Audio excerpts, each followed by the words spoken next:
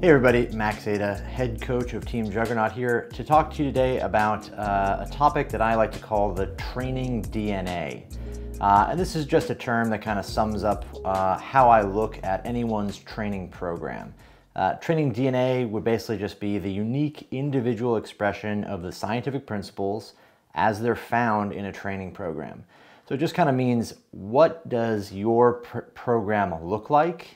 And it should be unique to you, not just necessarily, are you a weightlifter or a powerlifter or this or that, but how do you distribute these different factors into your program? How do they end up looking based on you as a lifter or a group of lifters? So the first kind of marker of this is training load. Okay, training load is essentially just the number of sets and reps and weights that you use in training, right? How much squatting, benching, deadlifting, snatch, clean, jerk, the volume there, and then how heavy those reps are. There's a few things we want to look at when we're looking at training load and how we define those things. The first is the total volume. So this would really be every rep you do in training would count towards volume. So whether it's a set of snatches, three reps of snatches, 3 reps of clean and jerk, that would be a total volume of 6 total reps, okay? So we're counting up all of the reps that we're doing in training. This can also be broken up, volume can be broken up kind of 2 ways, and I break it up 2 ways. And the first is in fundamental volume, meaning the reps that really count towards our total. So fundamental volume for weightlifting is going to be all the reps above 70% in snatches, clean and jerks, squats, pulls, and presses. So all those reps added up together would equal the fundamental volume. The other side of the coin is the additional volume. So this is stuff like bodybuilding, curls and chest press and things like that. The fluff stuff that really doesn't have a direct impact on your results. So we would count all the ab work, all the simple single joint stuff where Bulgarian split squats don't really directly impact your clean and jerk, but we do want to count them because they do have some impact. So we take those 2 numbers, fundamental volume, all the lifts above 70% in the exercise groups, and then all the additional volume, all the accessory movements, all that stuff added together would give us our total volume. So we would know exactly how many reps a person does. The other thing we can determine from that factor, or from those 2 numbers, is how much of your total volume is distributed into accessory work versus fundamental work. If you have, let's say we add those numbers up and you have 1,500 reps in 1 month, and of those 1,500 reps, 1,000 of them are fundamental reps and 500 are additional, we can immediately see in that program that you're doing a lot of your volume as a percentage. 60% of that volume is essentially fundamental work, which is good. That's something we can identify. If you looked at the same program and flip it around, they're doing 1,000 reps of additional work and 500 fundamental, you could say, okay, well, this program is very, very heavy on the additional volume. You're doing a lot of bodybuilding type stuff here. So that's what we're using that's what we're using total volume to basically gather is, where is your work dedicated to? What types of things? Is it mostly specific stuff, or is it mostly additional, less specific stuff? The second thing we want to know is essentially the tonnage, right? And the tonnage is just how many of your reps multiplied by the weight equal the tonnage. So you'd say out of, let's say, 1,000 reps you're doing in a month, and you add up all the different intensities. So you do 60% for 3, 70 for 3, 80 for 3. You would multiply 3 reps at 60% plus 3 reps at 70, plus 3 reps at 80, et cetera, and you'd have this giant number. How many kilograms you lifted, so all the number of reps you did, times the weights you lifted for those reps. And that's going to be a really big number. Let's just make one up and say it's 10,000 kilograms, okay? You did 10,000 kilograms of of tonnage in your month cycle, so we know about how much training you're doing, how hard the load is. So we know how much volume, it's 1,000, and then we're making up a number saying it's 10,000 tons or 10,000 kilograms of tonnage. So we know, okay, these factors are giving us a little bit clearer image as to what your training is.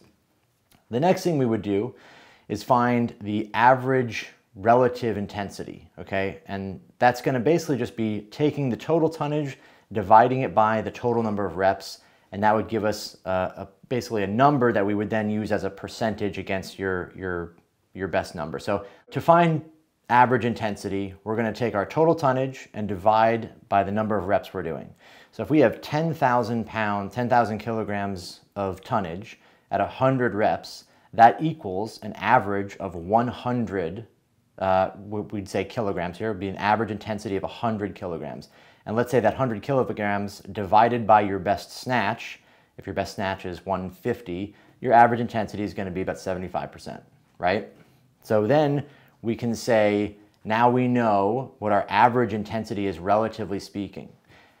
We're only concerned with average intensity as a percentage when we want to compare it across multiple athletes. So we can say, you know, my buddy over here, Shorty, he does 1,000 reps a month, he does 10,000 kilograms of work a month, and the average intensity for that is, 75%. That's a good spectrum. We now know that the volume, we know what the volume is, we know what the tonnage is, and we know about how heavy all that equals out to be. It's about 75%. So when we design the next training block, or we design other training blocks, or compare these across different athletes, we can see, hey, you know, Shorty's doing an average intensity of 75%, but he's looking really slow. He's not looking so sharp. Maybe it's too much volume. Maybe it's too much tonnage. Maybe we can just adjust that average intensity downward so he starts moving faster. It's a lighter program. So we can get an idea of the big picture here. It doesn't tell us one more thing though, which is really, really important. And this is where things kind of become a little more complex. So we know the total volume, we know the tonnage, so we know all the weights he did, we know how many reps he did, and we've now figured out the average of those reps that he's doing, the average intensity. We want to now know, how is that made up? So what makes that average? Is he doing a lot of reps really heavy and a lot of reps really light, where his average is in the middle, but he doesn't really do a lot of reps at that average number? Or is the distribution skewed to the left or skewed to the right, where he's doing lots of really heavy lifts and very, very few light lifts? Or is he doing a lot of really light lifts and only a few heavy lifts? What we're looking for is a normal distribution in most cases, in most training cycles for the entire block, month, cycle. We want to see a normal distribution, where normal meaning that the average intensity is in the middle of where the most volume occurs.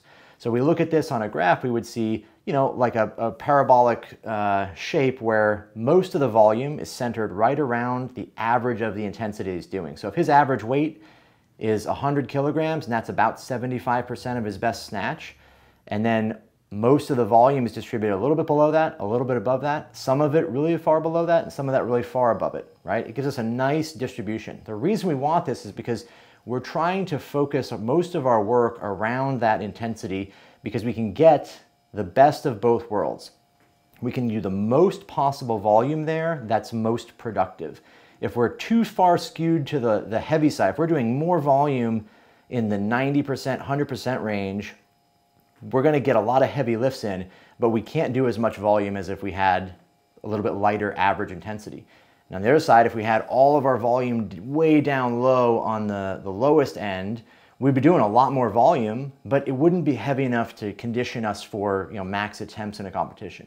So understand that those kind of big factors here are total volume, how many reps you're doing, how many of those reps are fundamental, meaning they really apply to the lifts, and how many are additional. Then how much tonnage you're doing, all of the reps you did times all the weights that made up those reps.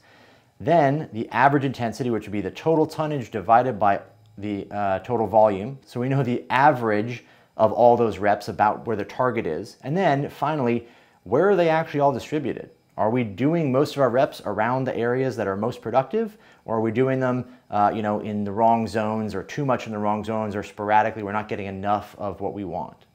The second main factor we're looking at in the training DNA is exercise selection, okay? And this really just kind of comes down to, you know, a few things, but most importantly is the degree of specificity. What exercises are we picking in our total training? Are we doing 1,000 reps of fundamental lifts, but 80% of them are back squat and 20% are snatch and clean and jerk? That's not a very specific program. On the other side too, are we doing a program that's 1,000 reps, but it's all snatches? You know, and you clean and jerk once or twice, and that's it. Again, not distributed properly. There's not enough specificity. It's not balanced. The second would be the exercise sequencing. So are we planning our exercise rotations? Are we switching exercises and moving from one less specific to one more specific in the right way or at the right time? Some people don't need a lot of variation, right? They'll do well with the same kind of exercises sprinkled in from block to block or from week to week. Some people will do really well with a little bit more variation. So we want to know what that rate is for each person. How often are you changing exercises? How many exercises that are different do you include in a training program? These things are individual to the person.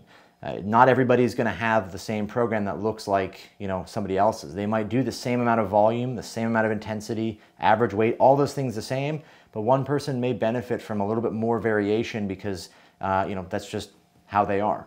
Then the next one is going to be the unique special exercises. What exercises do you pick that actually address your specific weaknesses? So if you have a problem in the snatch, let's say with the transition around your knees, let's say you pull the bar around your knees really bad, doing exercises that don't address that would be kind of a waste of time.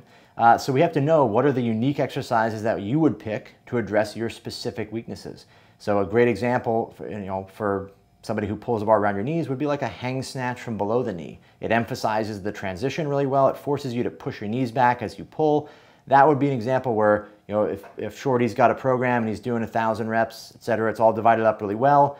Instead of just doing all snatches for however many reps he's going to do, some of those snatches are actually snatch from the hang below the knee because it's going to benefit him. It's targeted to him. So we want to know what exercises actually impact your results specifically and your technique specifically.